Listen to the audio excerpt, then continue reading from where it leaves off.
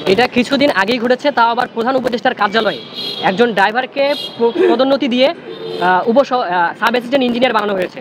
দেশের প্রকৌশল খাতের পরিস্থিতি কতটা ভয়াবহ হলে একজন গাড়ি চালক পদোন্নতি পেয়ে প্রকৌশলী হয়ে যায়। হ্যাঁ, আপনারা ঠিকই শুনেছেন, গাড়ি চালক থেকে পদোন্নতি পেয়ে প্রকৌশলী। আজ মেট্রো রেলের পিলার থেকে বিয়ারিং প্যাড পড়েছে, কাল হয়তো পুরো পিলার ভেঙে পড়বে, ফ্লাইওভার বসে পড়বে। আমরা চাই না বিএমডি এর মতো প্রতিষ্ঠানে দুর্নীতি বাসা বেঁধে থাকুক। আসসালামু আলাইকুম, উপস্থিত সাংবাদিক বন্ধুগণ এবং প্রিয় দেশবাসী, আপনাদের সকলকে আমাদের সংগ্রামী শুভেচ্ছা। আজ আমরা এখানে এসেছি এক বুক চাপা ক্ষোভ, তীব্র লজ্জা আর গভীর বেদনা নিয়ে। গতকাল ফার্মগেটে মেট্রো রেলের পিলার থেকে বিয়ারিং প্যাড খসে পড়ে যে নিরীহ পথচারীর মৃত্যু হয়েছে, যাকে শুধুমাত্র দুর্ঘটনা বলার কোনো সুযোগ নেই, এর পিছনে রয়েছে দুর্নীতির বিশাল এক কালো ছায়া। এই দুর্নীতির পিছনে সহায়ক হিসেবে রয়েছে রাষ্ট্রীয় ব্যবস্থায় এমন অনেক নিয়মকানুন যা দেশের সর্বোপরি উন্নয়নের চাইতে নিয়মকর্তাদের উন্নয়নে বেশি মনোযোগ দেয়, যা আমাদের দেশের প্রকৌশল খাতের গভীরে বাসা বাঁধা অসংখ্য সিন্ডিকেটের বিভৎসতার ফসল। আপনারা ভাবুন, হাজার হাজার কোটি টাকা ব্যয়ে নির্মিত এক জাতীয় গর্বের প্রকল্প প্রতিবেশী সকল রাষ্ট্রের চেয়ে প্রতি কিলোমিটারে কয়েক গুণ বেশি খরচে তৈরি করা আমাদের স্বপ্নের মেট্রো রেল। এমনই একটি স্বর্ণমণ্ডিত প্রকল্প থেকে বিয়ারিং প্যাড খসে পড়ে কীভাবে মানুষ মারা যাচ্ছে, কেন? কারণ হলো দুর্নীতি, নিয়োগে দুর্নীতি, টেন্ডারে দুর্নীতি, মালামাল ক্রয়ে দুর্নীতি, দায়িত্বে গাফলতি, ফিল্ড লেভেলে প্রপার এক্সিকিউশন না হওয়া, যেই বিষয়ে বোঝে না দায়িত্বে রাখা সহ অসংখ্য অনিয়ম। আমাদের দেশের প্রকৌশল সেক্টরকে আমলারা বিষয়ে পরিণত করেছেন। তারা নিজেদের খেয়াল খুশি মতো এমন সব প্রকৌশলী পদে বসানো হচ্ছে যাদের টেকনিক্যাল সিদ্ধান্ত নেওয়ার ন্যূনতম যোগ্যতাটুকু নেই।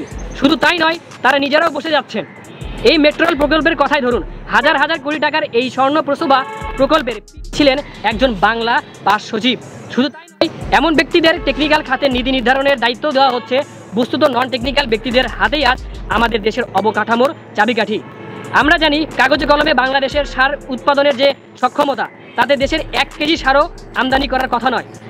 অথচ বিসিআইটি এর একটি সার কারখানা এমন লোকসানের প্রতিষ্ঠানে পরিণত হয়েছে যে বিগত 1 যুগের লোকসান দিয়ে একটি পদ্মা সেতুর বাজেট হয়ে যেত। কাগজে কলমে উৎপাদনের যে সক্ষমতা, তাতে 1 মেগাওয়াট বিদ্যুৎও আমদানি করার প্রয়োজন থাকার কথা নয়, অথচ আমরা আজ বিদ্যুৎও আমদানি করছি। এই সব কিছুর সাথে আমাদের অন্যতম কনসার্ন জানিয়ে রাখতে চাই, সেটা হলো রূপপুর পারমাণবিক বিদ্যুৎ প্রকল্প। শুধু একবার চিন্তা করুন, সামান্য থেকে সামান্যতম ভুলের খেসারত এখানে কতটুকু দিতে হতে পারে। এই অবস্থা আর চলতে দেওয়া যায় না। আমরা শুধু আমাদের অধিকারের জন্য লড়ছি না, আমরা লড়ছি আপনার, আমাদের সকলের জীবনের নিরাপত্তার জন্য।